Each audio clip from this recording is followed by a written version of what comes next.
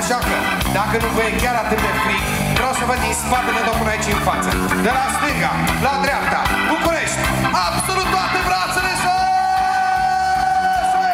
Cu mănuși, fără mănuși, dă! O scoate cine? Și o să-i... Și mai tare București!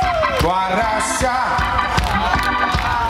Ce iubita ta, da, ascultă. Și mai vreau încă o dată, mi-a plăcut. O, doi, poate o scoate. Și o să-i spună. Bine, doar așa.